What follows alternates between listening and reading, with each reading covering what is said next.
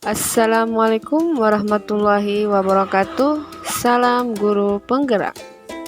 Perkenalkan, nama saya Yusni Dargea, calon guru penggerak angkatan 10 dari SD Negeri 07526 Al-Oa, Kecamatan Tuhemberua, Kabupaten Nias Utara.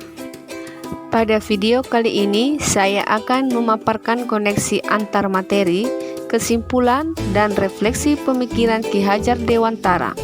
Saya akan memberi refleksi dengan pertanyaan pemantik, yaitu 1. Apa yang Anda percaya tentang murid dan pembelajaran di kelas sebelum mempelajari modul 1.1? Yang kedua, apa yang berubah dari pemikiran atau perilaku Anda setelah mempelajari modul ini? Yang ketiga, apa yang lebih baik dan segera Anda lakukan agar kelas Anda mencerminkan pemikiran Ki Hajar Dewantara? Mari kita bahas. Yang pertama, yang saya percayai tentang murid dan pembelajaran di kelas sebelum mempelajari modul ini adalah 1. Proses pembelajaran berpusat pada guru atau teacher center, di mana pembelajaran yang dilakukan dengan membagikan ilmu kepada siswa. Pembelajaran berpusat pada guru. Guru di sini adalah sumber belajar murid. Dengan kata lain, siswa adalah objek dalam proses pembelajaran yang dilakukan. Kedua, yaitu pembelajaran yang berfokus pada aspek kognitif, di mana proses pembelajarannya terfokus pada ketercapaian KKM dengan mengutamakan perkembangan kognitif kepada peserta didik. Yang ketiga, mengharapkan dapat melaksanakan pembelajaran dengan gaya dan metode pembelajaran yang sama terhadap seluruh murid. Setiap anak memiliki karakter gaya belajar yang beragam, tetapi proses pembelajaran yang dilaksanakan dengan mode dan metode pembelajaran yang monoton dan hanya dengan metode ceramah. Keempat, pembelajaran yang menuntut bukan menuntun. Dalam proses pembelajaran, saya mengharapkan agar semua siswa menguasai materi pembelajaran, bukan menuntun murid untuk menemukan potensi, minat, dan bakat murid yang disesuaikan dengan kekuatan kodrat alam dan kodrat zaman dalam kehidupannya.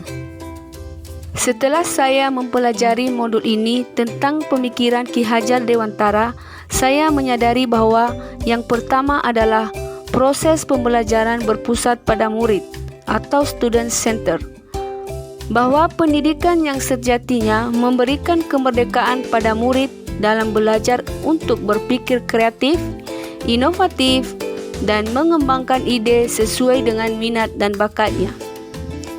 Selain itu juga, selalu sesuaikan perkembangan zaman dengan memanfaatkan teknologi dalam pembelajaran. Pembelajaran dilakukan dengan melibatkan peserta didik lebih aktif dalam proses pembelajaran, hingga diharapkan terjadi suasana pembelajaran yang menyenangkan. Yang kedua, pembelajaran yang menyeluruh. Dengan melaksanakan proses pembelajaran secara menyeluruh, yakni sesuai dengan ranah afektif, kognitif, dan psikomotor, spiritual, dan sosial. Yang ketiga, melaksanakan pembelajaran dengan gaya dan metode belajar yang variatif sesuai dengan karakteristik murid. Dalam hal ini, dengan menghargai berbagai karakter murid yang beragam, di antaranya adalah gaya belajar siswa, minat, dan bakat siswa, serta memberikan kebebasan kepada murid dalam menyampaikan pendapat sesuai dengan kreativitasnya. Dalam pembelajaran ini selalu disesuaikan dengan perkembangan zaman dengan cara memanfaatkan teknologi dalam pembelajaran. Yang keempat, pembelajaran yang menuntun dengan memberikan kesempatan belajar secara bebas dan nyaman kepada siswa untuk belajar dengan tenang, santai, dan gembira, tanpa tekanan, dengan memperhatikan bakat alami yang mereka punyai, tanpa memaksa mereka mempelajari atau menguasai suatu bidang pengetahuan di luar hobi dan kemampuan mereka. Dengan demikian, masing-masing dari mereka akan tumbuh dan berkembang sesuai dengan potensi dan kemampuannya. Yang akan segera saya lakukan yang lebih baik agar kelas saya mencerminkan pemikiran Ki Hajar Dewantara, yaitu yang pertama, menerapkan pembelajaran yang berpusat pada murid dengan melibatkan siswa untuk aktif dalam proses pembelajaran hingga terjadi kolaborasi dan tercipta suasana belajar yang menyenangkan. Kedua, melaksanakan pembelajaran disesuaikan dengan profil pelajar Pancasila. Yang ketiga, pembelajaran dilakukan dengan gaya dan metode yang variatif sesuai dengan karakteristik murid. Yang keempat adalah melaksanakan pembelajaran yang menuntun. Nah, setelah menjawab ketiga pertanyaan pemantik di atas, maka saya bisa memberi kesimpulan bahwa kita sebagai seorang pendidik adalah menuntun murid disesuaikan dengan kodrat alam dan kodrat zaman dalam kehidupannya. Guru harus melaksanakan pembelajaran yang berpusat pada murid dan memberi kebebasan kepada murid dalam belajar sesuai dengan karakteristiknya.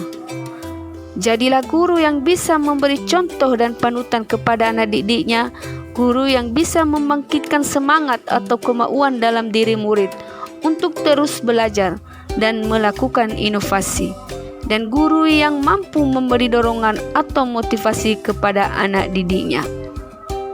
Demikian yang bisa saya sampaikan. Terima kasih. Salam guru penggerak. Wassalamualaikum warahmatullahi wabarakatuh.